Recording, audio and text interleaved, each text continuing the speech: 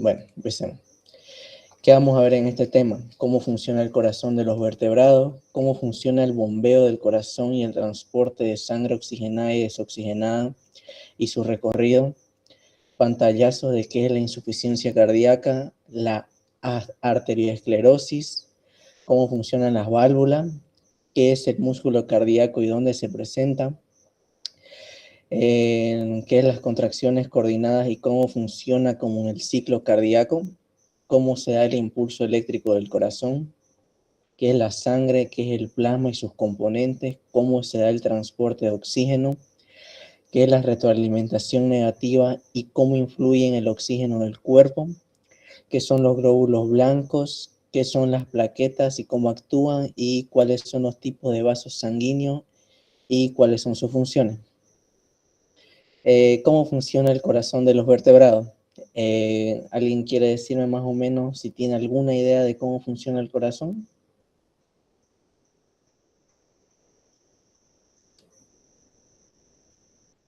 Yeah. El corazón de los vertebrados. El corazón de los vertebrados se forma por varias cavidades, en total 4. Estas cavidades tienen la función de contraerse gracias a una fuerza que ejercen. Es un bombeo que transporta sangre oxigenada y desoxigenada. Esto se va a formar, como ya lo había dicho, por 4 cavidades o o 2 bombas que son conocidas por el transporte de sangre oxigenada y desoxigenada. Okay. ¿Cómo va a funcionar este bombeo del corazón para el transporte de sangre oxigenada y desoxigenada? ¿Alguien tiene idea de qué es la diástole y la sístole? Sístole, contracción ventricular, y diástole, llenado de las aurículas. Sí, está bien, muy bien. Tienen idea de qué estoy hablando, más o menos, entonces. Ya. Como ya su compañero había dicho, la sístole es la fuerza que ejerce el corazón para la eyección de la sangre, y la diástole es cuando el corazón se relaja y el corazón vuelve a su llenado normal de sangre. ¿Cómo va a ser este recorrido? Primeramente vamos a empezar con que la primera bomba por la aurícula por tanto la aurícula y el ventrículo derecho, estas transportan sangre desoxigenada y es bombeada para afuera del corazón. La sangre sin oxígeno la recibe la aurícula derecha por medio de 2 venas muy importantes, que son las más grandes. ¿Alguien tiene idea de más o menos cuáles son estas venas? Cava inferior y superior. Sí, está bien. Después del transporte, esta aurícula derecha, al llenarse, se contrae, provocando que la sangre llegue al ventrículo derecho. Luego el ventrículo derecho se contrae, enviando la sangre sin oxígeno por medio de arterias pulmonares. La aorta, la otra bomba formada por el ventrículo y la aurícula izquierda, esta se encarga del transporte de la sangre oxigenada para que llegue a los pulmones. Esta lo que va a hacer al llegar a los pulmones es enviar toda esa sangre oxigenada a los tejidos del cuerpo para que nuevamente se haga el recorrido. La sangre rica en oxígeno entra a la aurícula izquierda por las venas pulmonares, lo que luego pasa por el ventrículo izquierdo. El ventrículo izquierdo se contrae y la sangre oxigenada se envía a la aorta para ser enviada al resto del cuerpo. ¿Ok? Seguimos. ¿Qué es la insuficiencia cardíaca? La insuficiencia cardíaca es una cardiomiopatía que provoca el debilitamiento o la dilatación del ventrículo izquierdo, lo que provoca que la sangre oxigenada que está en el corazón no sea liberada hacia la aorta, y esto provoca que tenga un retorno hacia las venas pulmonares. Esto quiere decir que cuando el corazón no bombea con suficiente fuerza, la sangre queda y vuelve al corazón, o sea, tiene un retorno. Eso no debería pasar porque esto es un corazón normal y esto es un corazón cuando hay un retorno de sangre. ¿Ok? Vamos a ver también qué es la arteriosclerosis. La arteriosclerosis es el endurecimiento y el engrosamiento de las arterias debido a una acumulación de grasa y de colesterol y otras sustancias. Estas placas son conocidas como ateromas, que ya como lo había dicho, son acumulaciones de grasa. Esto quiere decir que las paredes de las venas, de los capilares, se ven afectadas y, ¿cómo se llama? Y se puede decir más debilitada.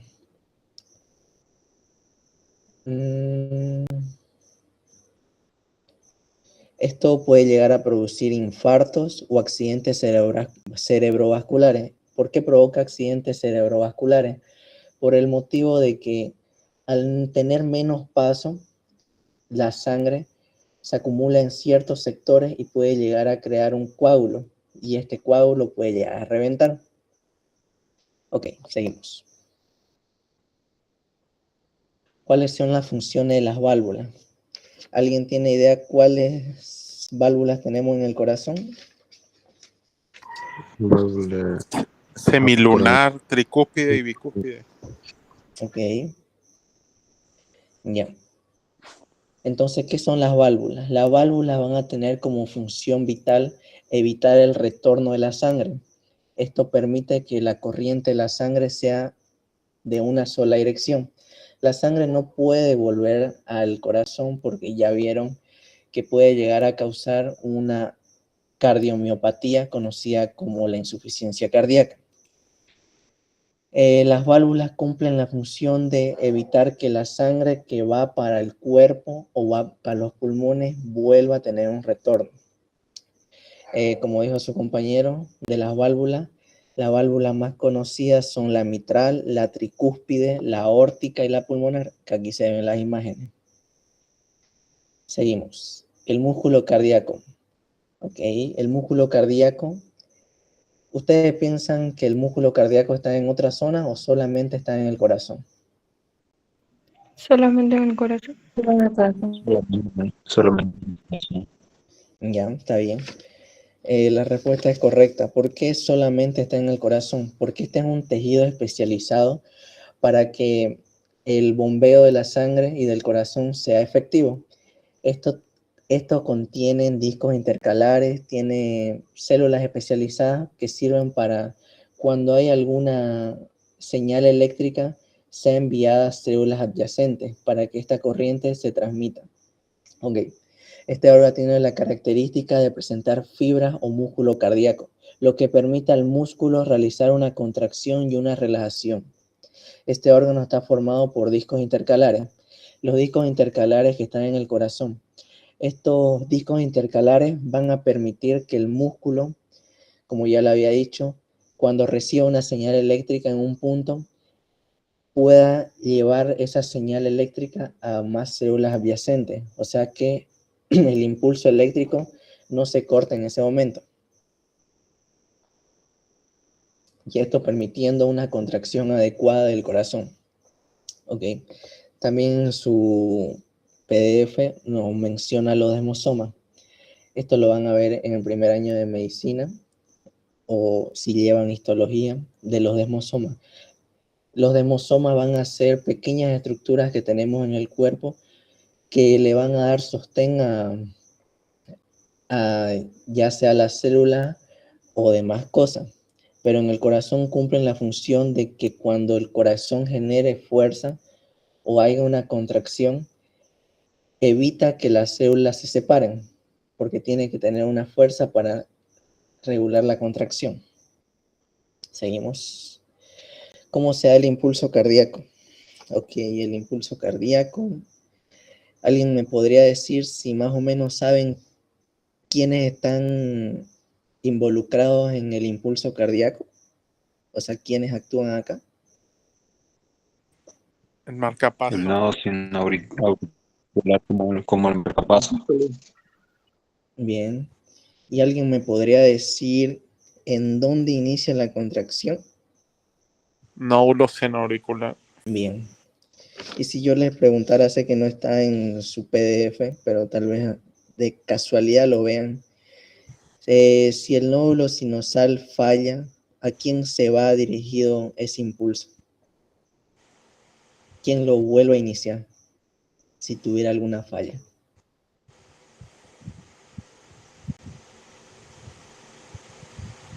Ya. Si el nódulo sinusal lo fallara, el que se encarga de generar el impulso vendría a ser el nódulo auricoventricular, solo que la diferencia que el nódulo sinoauricoventricular ejerce una fuerza de 60 a 100 latidos por minuto y el nódulo auriculoventricular genera una fuerza de 40 a 60 latidos por minuto. Eso quiere decir que tu corazón va a ir mucho más lento. Y si llega a fallar también ese, porque suele pasar, el que se va a encargar vendría a ser el haz de His, que este va a llevar una frecuencia de 30 a 40 latidos por minuto. Y si ese llegara a fallar, que no debería llegar a fallar porque ya no se puede, lo que ocupan son las fibras de Purkinje, que esto va a tener de 20 a 30 latidos por minuto. Pero si llega a eso, eso mayormente es algo que es incompatible con la vida. No puedes estar de 20 a 30 latidos por minuto. Ok, ya que leí la introducción, cómo funciona cada uno, empecemos. Bueno, esta contracción primeramente, como lo habían dicho, empieza en el marcapaso del corazón. Estas células son células especializadas del corazón que transmiten el impulso del corazón al nódulo sinoauriculoventricular, o el SA. Primeramente, el nódulo sinoauriculoventricular vendría a ser el marcapasos primario. Este se va a contraer, esta contracción pasa a la aurícula derecha e izquierda. Esta se está contrayendo, estas al contraerse se contraen simultáneamente, o sea, sincronizadamente. Luego la señal o el impulso llega a una barrera de tejidos que llegan a la aurícula y al ventrículo. Este impulso se va a canalizar en el piso de la aurícula derecha, generando que en este impulso se dirija al nódulo auriculoventricular lentamente, o sea, va a tener un proceso lento para que llegue este impulso ahí. En este momento, la contracción ventricular va a dar paso a que se pueda dar el llenado de sangre en el ventrículo. Ya. Una vez llenado el ventrículo, pasa al nódulo auriculoventricular. Esta señal se extiende por células especializadas, conocidas como fascículos auriculoventriculares. Estas ubicadas en la base inferior de los ventrículos y en las paredes. Estas fibras, como son fibras que recorren mayormente por la base y las paredes del corazón, estas células se van a llegar a especializar y se van a volver fibras de Purkinje, lo que ya había mencionado. Estas van a llegar a transmitir un impulso a través de las paredes y la base del ventrículo, permitiendo una contracción adecuada. Y así generalmente sucede el impulso cardíaco. Ok, seguimos. Un ratito.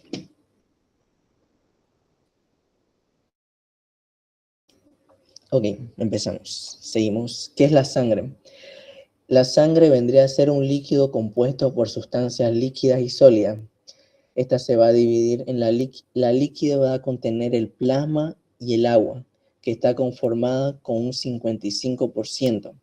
Y la sólida va a tener eritrocitos, linfocitos, proteínas, minerales y hematocritos. Los hematocritos son lo mismo que los eritrocitos, por si acaso. Y este va a componer un 45 a 40%. ¿Qué es el plasma? El plasma es un compuesto, el plasma es un compuesto que tiene un 90% de agua. Esta tiene la función del transporte. Él tiene la función de transporte de las células como linfocitos, eritrocitos, proteínas, minerales.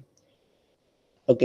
También este va a regular el pH de la sangre, manteniéndolo un pH estable para la vida. Como ya lo había dicho, este va a ser el encargado de transporte de nutrientes y de sustancias. En el plasma vamos a tener tres importantes proteínas, que van a ser la albúmina, la globulina y el fibrinógeno. ¿Alguien que sepa más o menos para qué sirven estas?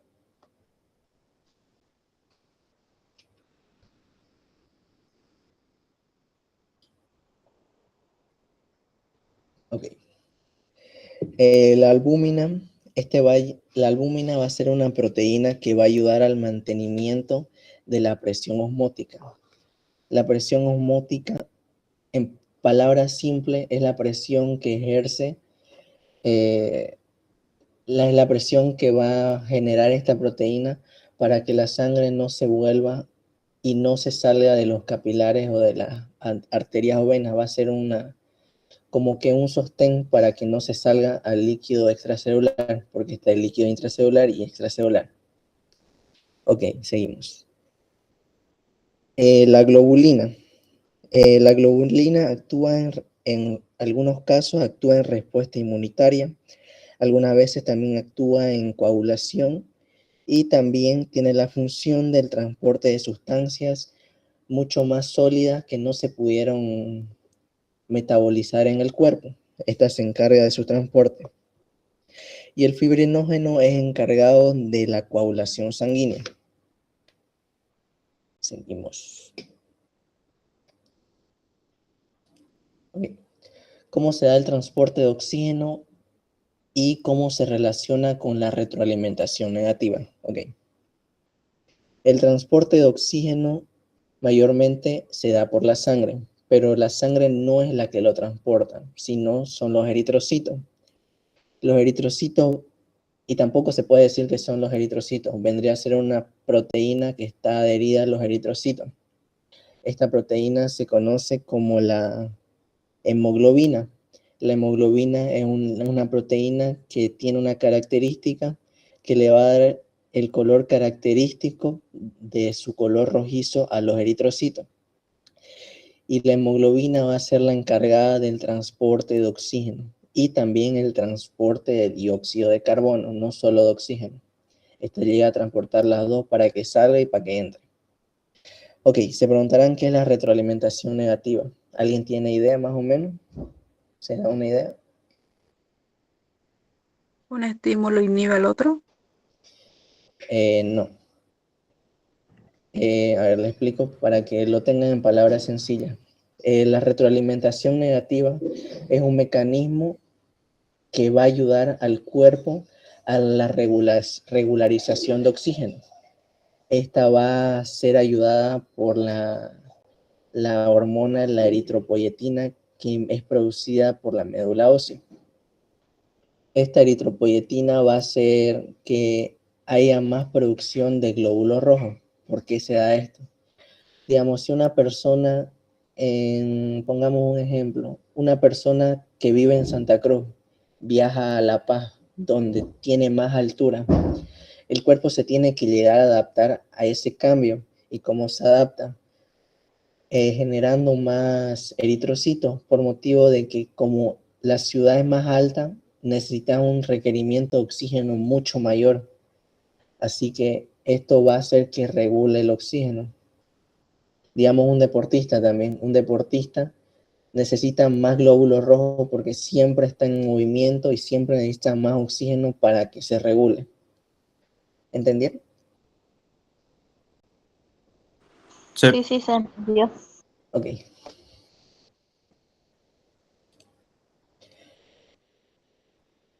Seguimos. ¿Qué son los glóbulos blancos y cómo actúan las plaquetas? Los glóbulos blancos, yo creo que ya tienen un concepto de qué son los glóbulos blancos. Son células conocidas por defender el cuerpo de agentes patógenos extraños. Los más conocidos son los basófilos, los neutrófilos, los eosinófilos, linfocitos y monocitos.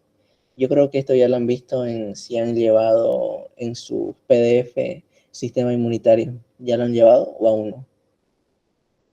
O sistema linfático, creo que es su tema. Sí. Ok, entonces ya saben qué. Ok. Y ahora vamos a ver qué son las plaquetas y cómo actúan. Las plaquetas van a ser células mucho más grandes, conocidas también como megacariocitos. Estos van a tener la función de adherirse a, ¿cómo se llama?, a algún tejido dañado, algún vaso dañado, evitando la hemorragia. Esta puede llegar a ser una hemorragia externa o interna, porque también se puede llegar a tener una lesión dentro del cuerpo. Ok, los megacariocitos, le diría que se aprendan los dos nombres porque hay una pregunta, bueno, a mí me tocó en mi año, que decía algo de tipo de plaqueta, ¿con qué otro nombre se lo conoce? Y aparecía megacariocito. Preguntas así insignificantes que creen que no van a entrar, entran. Ok, las plaquetas viven alrededor de 10 días y actúan en traumatismo dañado, pero tienen un proceso.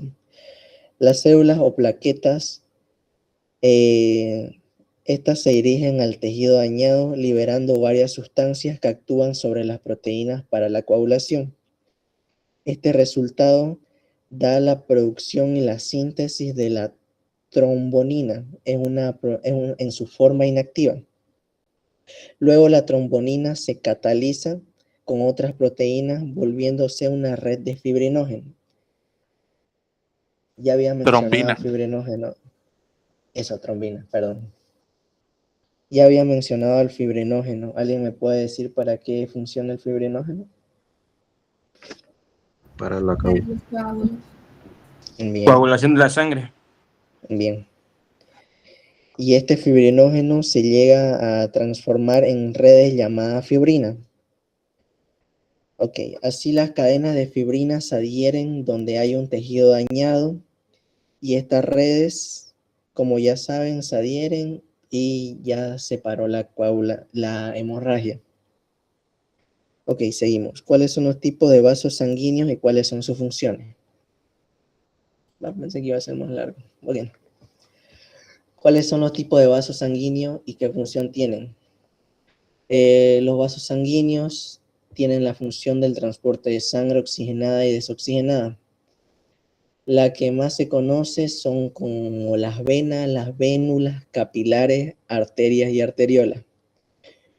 Estas contienen 3 capas conocidas. ¿Alguien sabe cuáles son? Íntima, media y adventicia. Bien. La íntima, la media y la adventicia. Ok.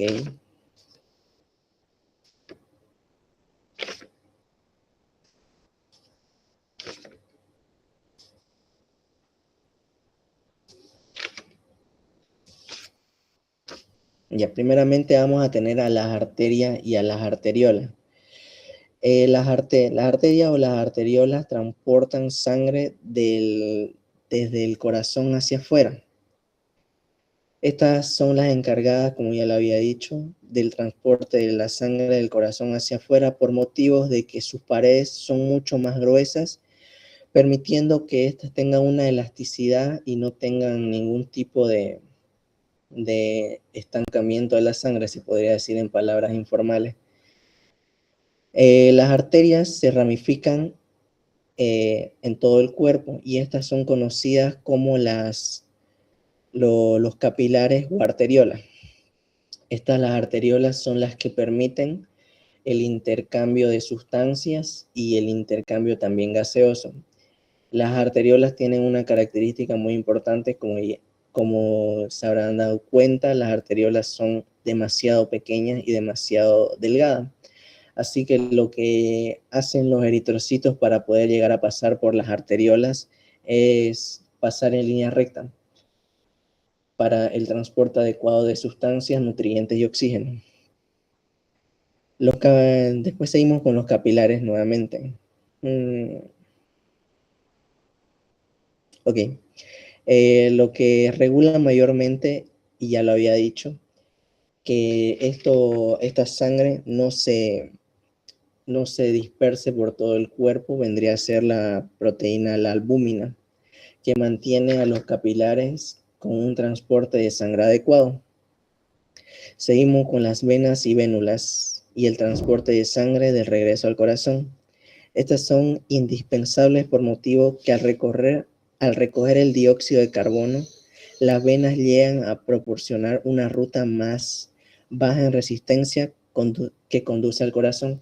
O sea, quiere decir que las venas son más adecuadas por motivo de que no hay que generar tanta fuerza para que éstas lleguen al corazón.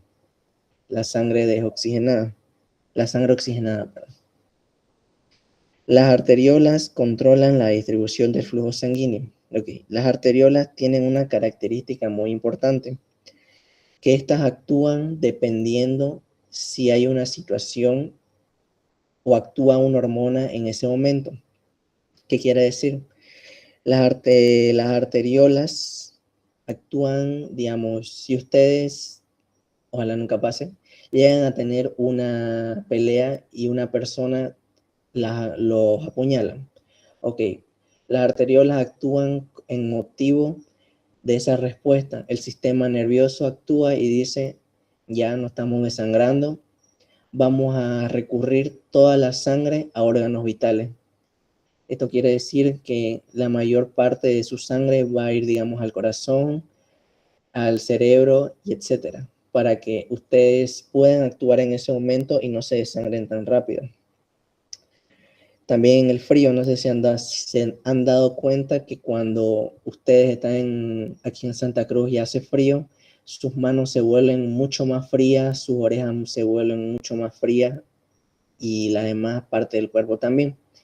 Pero ustedes cuando se tocan la parte del estómago, del pecho, todas esas cosas se mantienen calientes. Eso actúan ahí las arteriolas para evitar que tengan hipotermia y actúan sobre los órganos más vitales. Bueno, eso sería todo. Muchas gracias. ¿Alguna duda que tengan? Oye, ¿quieren ir a dormir? ¿Puedes repetir lo de marcapasos del corazón? Lo del marcapaso, claro.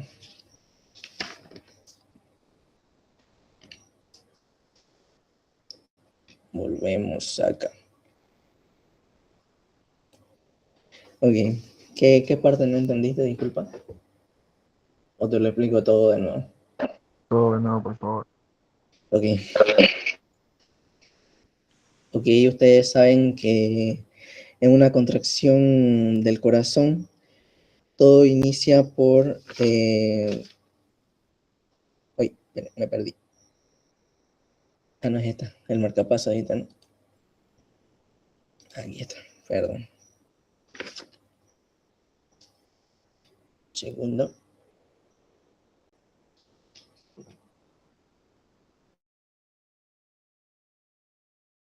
Ya.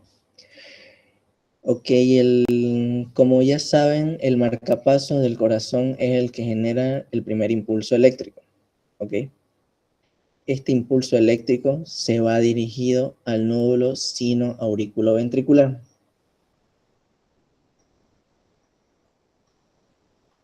Y este impulso que va dirigido al nódulo sino-auriculoventricular produce una contracción tanto en la aurícula como en el ventrículo izquierdo.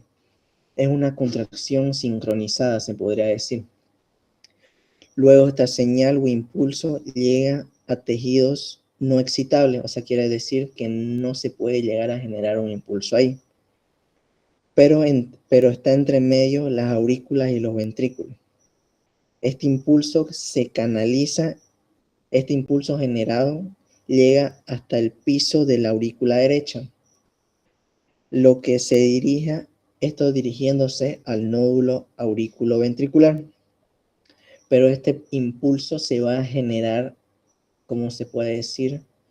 Lento. ¿Por qué se genera lento? Porque tiene que haber un proceso primeramente de llenado de los ventrículos. Una vez llenado estos ventrículos, recién llega el impulso adecuadamente al nódulo auriculoventricular. Después de la llegada del nódulo auriculoventricular, estos impulsos son enviados a fascículos conocidos como fascículos auriculoventriculares. estos reciben la señal o el impulso. Reciben la señal, el impulso. Y estos fascículos están en las paredes y en la base del corazón. Estos fascículos se van a dividir tanto en las paredes como en la base. Ya no se lo va a conocer como fascículos auriculoventriculares. Se lo va a conocer como fibras de Purkinje. Estas fibras son encargadas de generar un impulso en la base del corazón, también conocida como ápex. Generan un impulso para que este corazón se contraiga. Eso sería todo. Así termina el proceso de contracción. Inicia en el marcapaso, que es el nódulo sinoauriculoventricular, y termina en las fibras de Purkinje. ¿Lo entendieron? Gracias. En esa parte, todo eso puede caer como pregunta. No, pero pueden llegar a, o sea, no le van a preguntar el proceso, porque es muy difícil, pero le pueden preguntar, a ver, después de dónde se genera el impulso primario del corazón. El impulso primario se genera en el marcapaso del corazón, que vendría a ser el nódulo sinoauriculoventricular. También pueden preguntarle dónde es el último lugar donde se llega a dar el impulso. No sería la fibra, sería la red de Purkinje o las fibras de Purkinje. Así preguntitas cortitas, pero le pueden preguntar, no le van a preguntar, esquematíceme el proceso de los impulsos cardíacos. No, muy difícil que le pregunten eso. ¿Alguna otra duda? ¿Por qué en el nódulo sinoatrial lo dices con otro nombre? Porque así está en su PDF, se conoce, en el primer impulso se da en el nódulo sinoauriculoventricular. Perdón, lo estaba marcando el sinoatrial, ¿no? Va a disculpar. Sí. ¿Alguna duda que más tengan?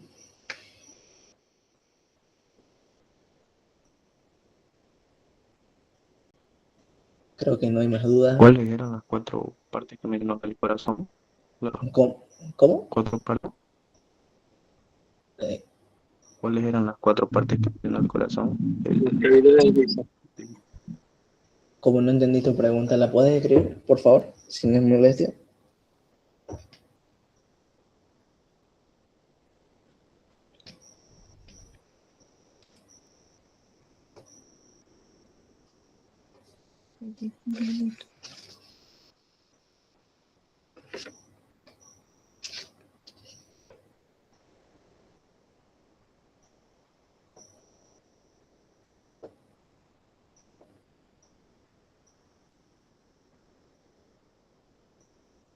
¿Cuál es el proceso que di del impulso cardíaco? ¿Eso?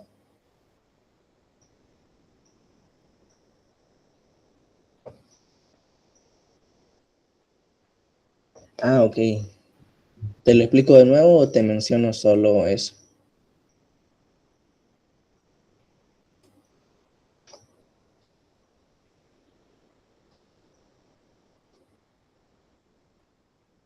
Ok, se lo explico. Ya. ¿Cómo funciona el bombeo del corazón para el transporte de sangre oxigenada y desoxigenada? Creo que eso es lo que querés que explique, ¿no? Ok. Primero vamos a empezar, vamos a decir que el corazón se va a dividir en 4 cavidades, 2 aurículas y 2 ventrículos, ¿ok? Pero estas también son conocidas como 2 bombas, bomba izquierda y bomba derecha, formada por tanto aurícula como ventrículo y aurícula y ventrículo, lo mismo. Ok, la primera bomba formada por la aurícula y el ventrículo derecho, estas contienen sangre sin oxígeno. Esta sangre es bombeada y llega a la aurícula derecha por medio de 2 venas conocidas como la cava inferior y la cava superior. Esta aurícula derecha al llenarse se contrae provocando que la sangre llegue al ventrículo derecho. Un ratito, por favor.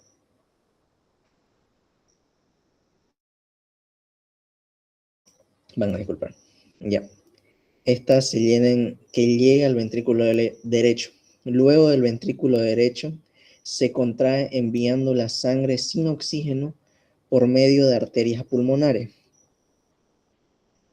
Ya. La otra bomba, formada tanto por la aurícula y ventrículo izquierdo, son encargadas del transporte de sangre oxigenada que se obtiene de los pulmones, ¿ok?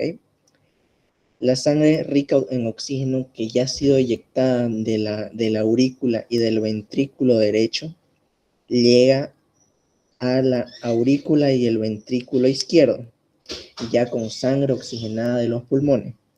Esta sangre rica en oxígeno de los pulmones llega al ventrículo izquierdo, ¿ok? Del ventrículo izquierdo, esta se contrae eyectando esta sangre a la aorta para que esta sangre oxigenada sea transportada a todo el cuerpo, y así se repite el ciclo. Primero pasa por la aurícula y el ventrículo derecho y termina siendo eyectada por el ventrículo izquierdo para que esta sangre sea transportada con oxígeno por todo el cuerpo. Eso. ¿He entendido o lo repito de nuevo? Sí, gracias. ¿Hay nada? ¿Alguna otra duda sobre el examen? Disculpa, ¿podrías explicar lo de los glóbulos blancos, los tipos así rápidamente? Claro. Ok. Los glóbulos blancos. Ok, los glóbulos blancos. Le voy a dar un pantallazo porque creo que ya lo han leído. Ok, los glóbulos blancos van a tener como simple función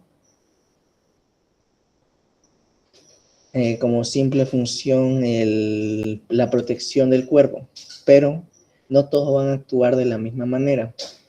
Como creo que ya lo habrán leído, vamos a tener a los polimorfonucleares o granulocitos y agranulocitos, que se van a dividir en basófilo, eosinófilo, neutrófilo. Después están los linfocitos y los natural killers, si no me equivoco. Okay.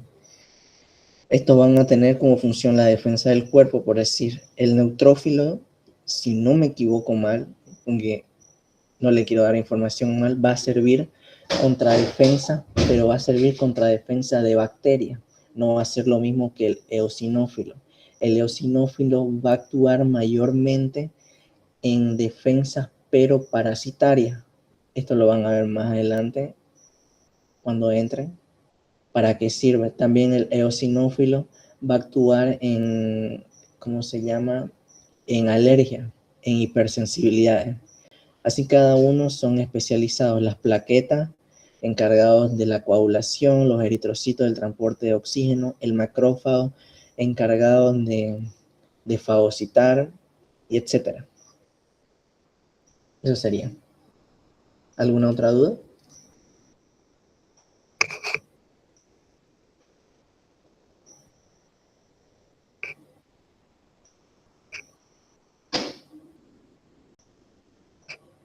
Disculpe, ¿podría explicarme entre una diferencia entre la sinovial y la sinoauriventricular que explicó?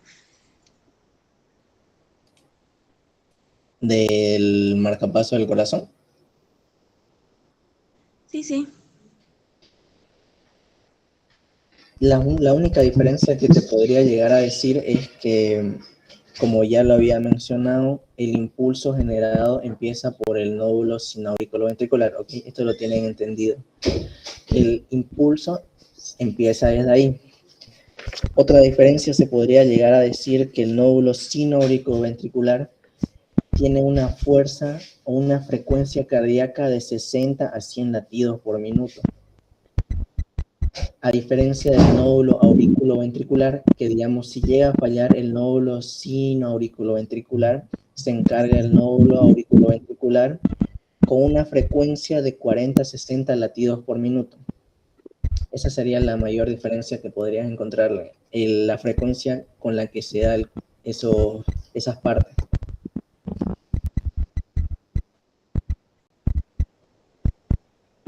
Ya, gracias. De nada. ¿Alguna otra duda? Porque mañana les voy a enviar un quiz para que repasen este tema. Les voy a hacer un quiz de 50 preguntas o 20, creo. Pueden abrirlo el PDF igual, para ir pasándole igual un poco. ¿Quieren que le mande la diapositiva? Claro, sí se puede. Sí. Sí, la mando, no hay problema. Saber qué era eritropoyetina. Ya la eritropoyetina vendría a ser una hormona que su función en estos momentos va a ser, aquí se lo explico de nuevo. La eritropoyetina va a ser, no solo va a actuar aquí, se podría decir. La eritropoyetina es una hormona normal que está en el cuerpo que va a llegar a producir a grandes rasgos la producción de eritrocitos. Pero esta eritropoyetina llega a aumentar cuando los niveles de oxígeno en el cuerpo se ven disminuidos.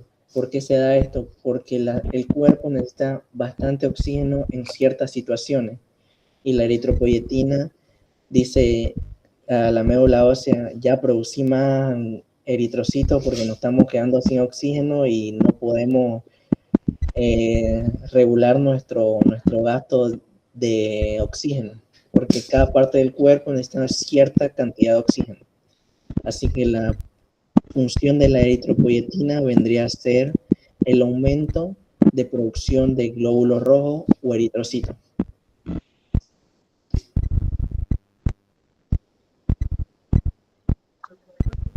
Vendría a ser como una retroalimentación negativa, ¿no?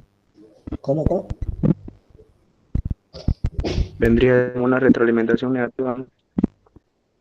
Exacto. Vendría a ser el que regula, él es el que regula básicamente la retroalimentación. ¿Alguna otra pregunta?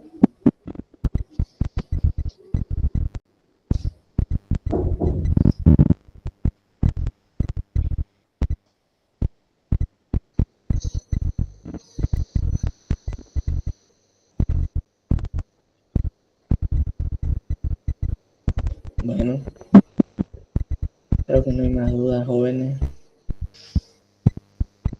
Cualquier duda, el grupo va a estar abierto de vez en cuando y pueden consultar con algunos administradores si tienen dudas. Los temas de química, creo que hoy día, antes que yo esté dando clases, estaban dando temas de química. Ya no estamos haciendo transmisiones porque estamos prefiriendo grabar las clases para que se suban a YouTube. Así ustedes lo pueden ver cada vez que quieren y no están pendientes a lo directo. Y mucha suerte, jóvenes. ¿Cuándo es su examen? ¿Cuándo empiezan a dar examen? El 3 hasta el 5.